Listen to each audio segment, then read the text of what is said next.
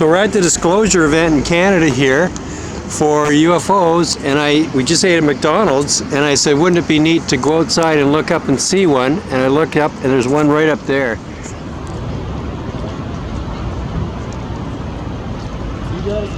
Yeah.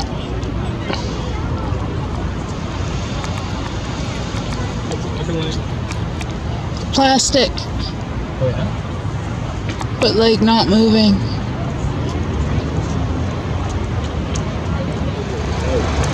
Got it again.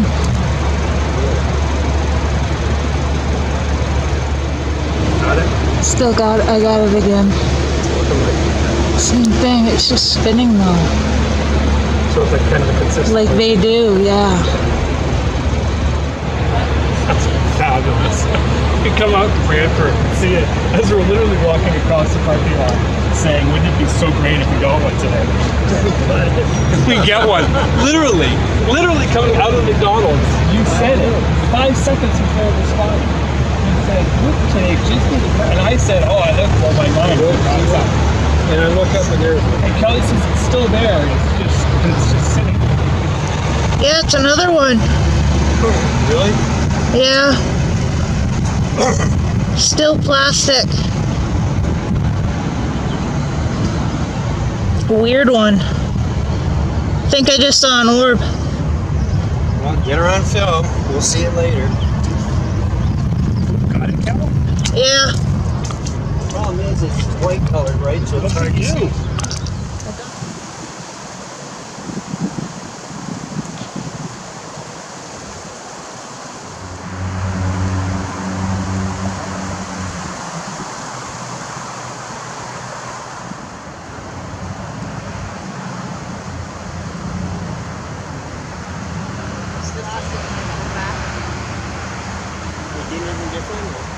If you want to look through my camera here, Kel, then you could zoom in more. Tell me where to be with the... No, I'll tell you where to be. Be careful to touch the camera, yeah, though. I won't. Can you see? No, I can't see at all. You can't see through the... I can't see through the eye finder. Is my head in the way? Yeah. Okay, so just spotted another one. It's shiny, and it's up here somewhere.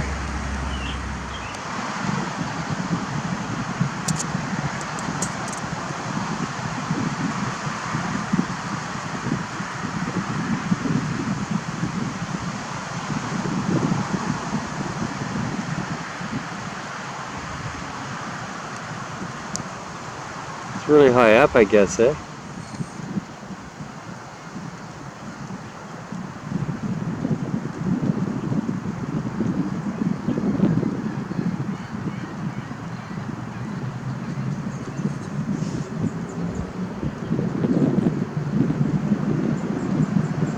You got it? Uh-huh.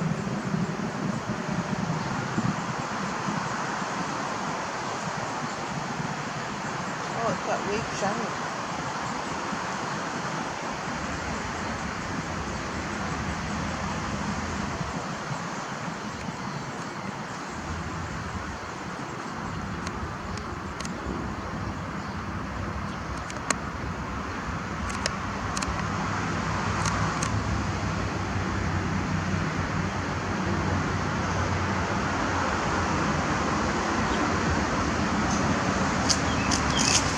Looks like a 9 or a 6. I have here in front of me 11 documents.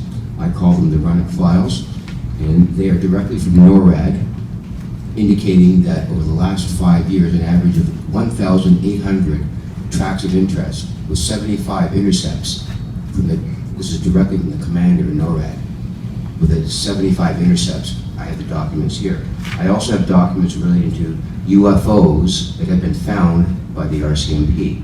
I also have an air traffic control report that references Mr. Hellier's indication that 2 CF-18s chased 3 UFOs in 2001 out of Comox Air Force Base at 35,000 feet and gained contact with these UFOs at 35,000 feet with no gun camera information.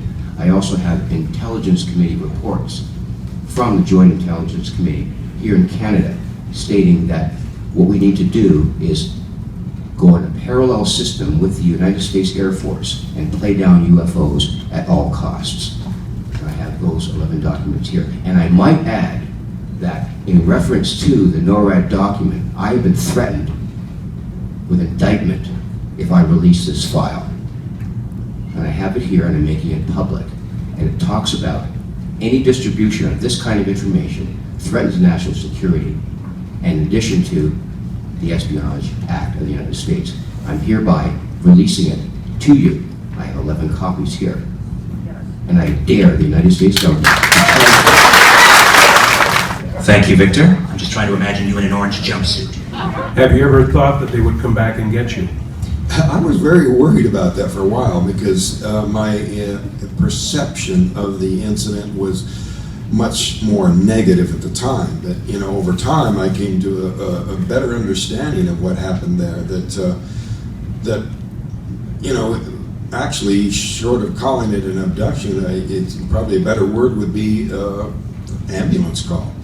That I got too close to this object and was injured, and that they were the only ones in a position to reverse the damage.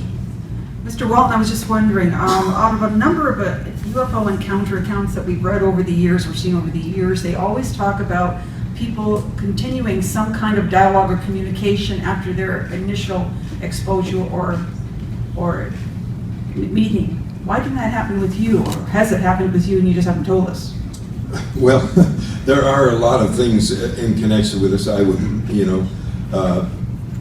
put out there, because I don't think that adds to credibility, because anything that I can't document is, going to be subject to attack. So I've tried to stick to the things that I can document, and even some, pretty interesting things I kind of delayed, bringing out until I could, show the documentation for it.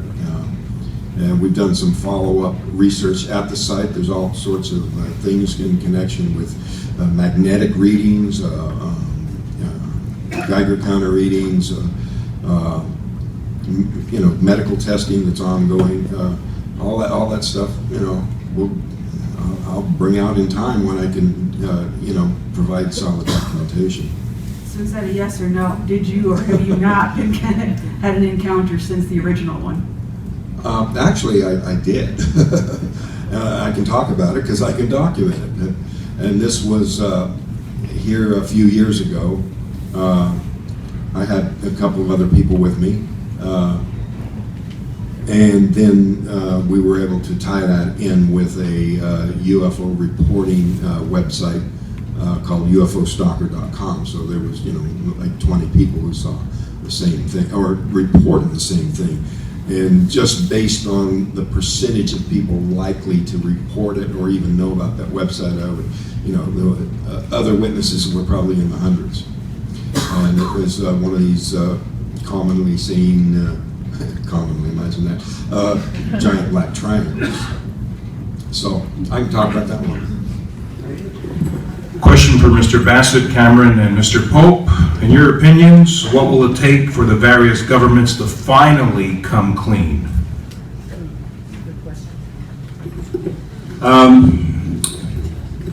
I'm going to tell you that tomorrow at 11:30. There is actually something going on right now. What you just saw there is just part of it.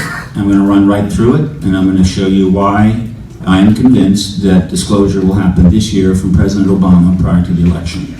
And the principal reason that is driving that is that a major portion of the print media world has now bitten into the issue.